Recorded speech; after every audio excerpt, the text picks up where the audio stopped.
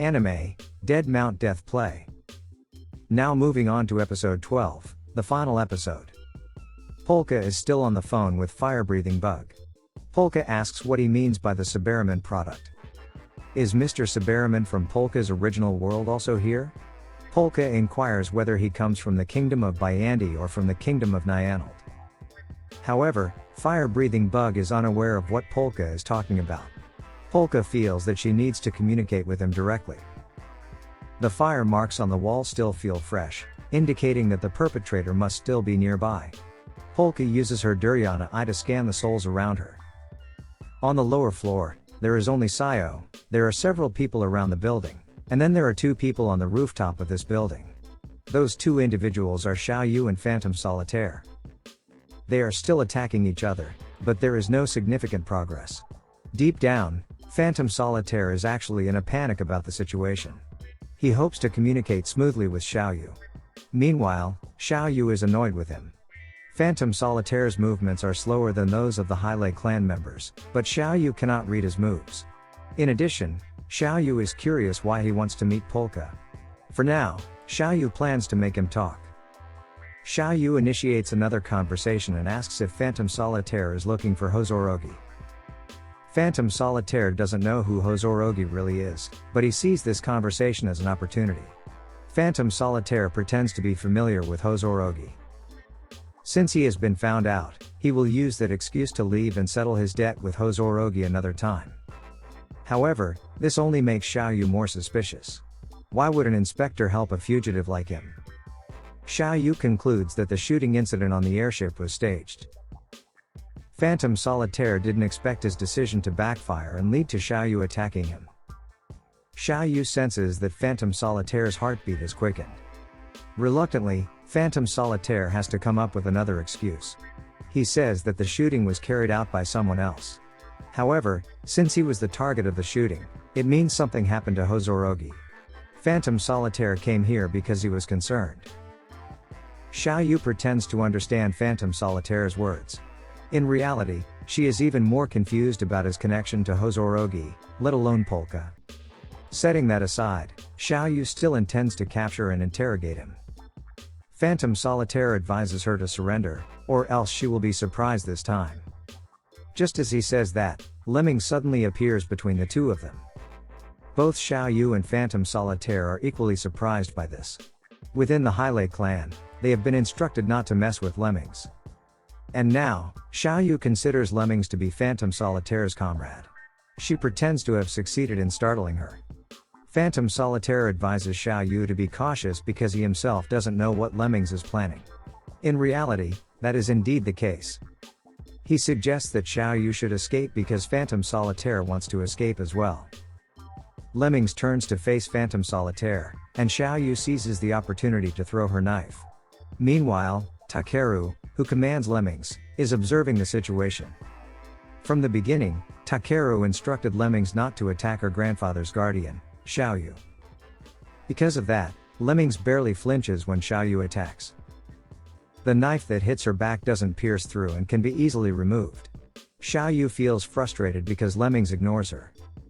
Xiaoyu then uses her long claws to coil around Lemmings, but it cannot cut through her body.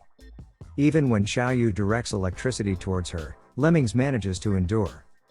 Lemmings continues to ignore Xiaoyu and starts attacking Phantom Solitaire.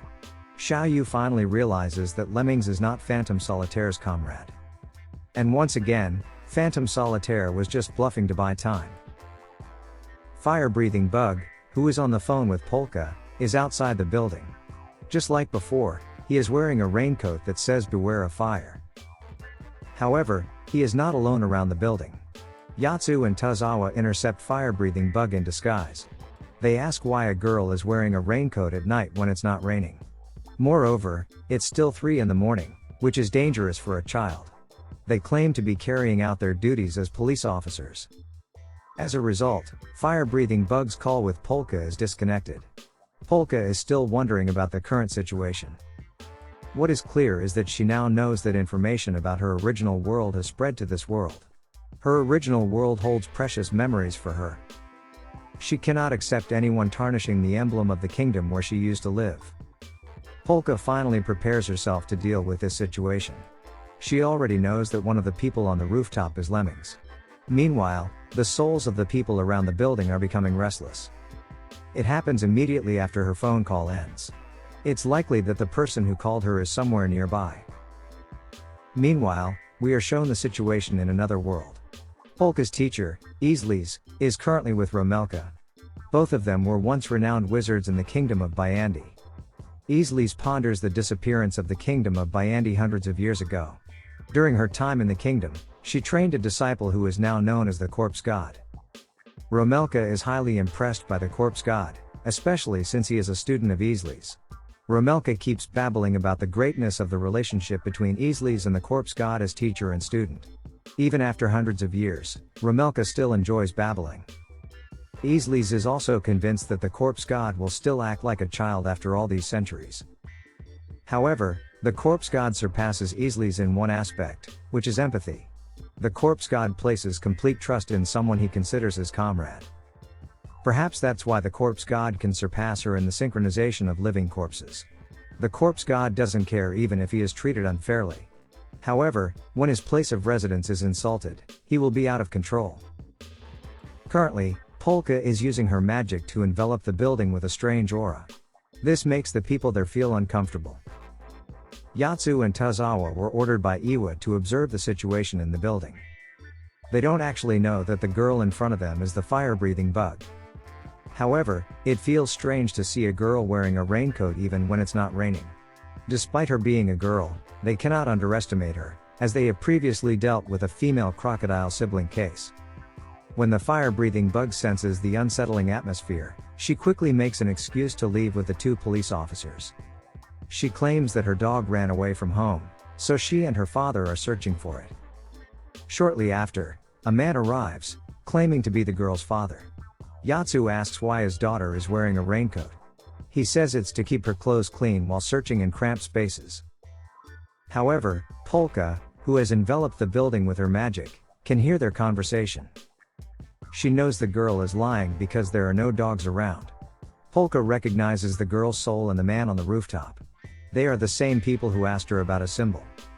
Polka decides to expand her magic, the sanctuary magic. The eerie aura now extends throughout the entire building complex. She learned this magic from Easley's. It has the same effect as feeling fear in a silent forest at night. Another example is sensing the aura of a deity by being inside a temple. A necromancer can infuse the surrounding air with an eerie atmosphere. It creates an invisible but tangible environment. People without clairvoyant eyes will find it difficult to perceive. However, if the ritual lasts long enough, the invisible environment can create illusionary effects that disrupt direction and vision. For now, Polka intends to assist Xiaoyu in capturing Phantom Solitaire. Of course, she won't appear directly. Lemmings, Xiaoyu, and Phantom Solitaire are still confused because the air has become strange. But Phantom Solitaire uses this opportunity to attack Lemmings. His attack suddenly stops as if something is blocking it. It's Polka's magic, the transparent hand. When Lemmings tries to counterattack, a similar thing happens. After feeling that her sanctuary magic is flowing smoothly, Polka proceeds to the next stage. She uses necromancer techniques adapted to this world. This world has a few magical elements, making it easy to use. To be able to interfere at the physical level, Polka uses spirit threads in her transparent hand. Those hands are now visible to the naked eye. However, the amount of magic Polka currently releases still doesn't overwhelm Lemmings. Therefore, Polka changes her primary target to Phantom Solitaire. Phantom Solitaire himself becomes excited because he finally receives validation about the bones involved in the recent fire incident. Unfortunately, Phantom Solitaire can escape in the air using his large balloon. However, Polka manages to capture the person below, the fire-breathing bug.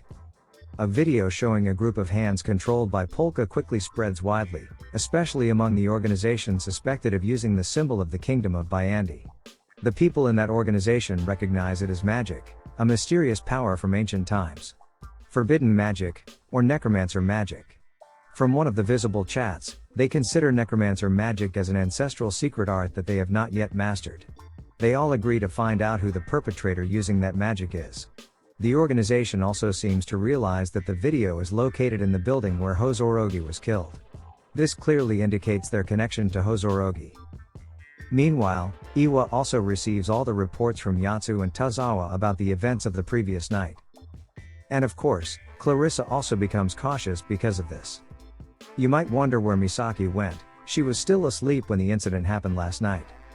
At the end of the episode, we are shown 3 individuals who appear to be core members of that mysterious organization. One of them is a girl who has fangs in her teeth. This is the end of episode 12, the final episode of this anime. Thank you so much for watching. Don't forget to subscribe so you won't miss another anime recap.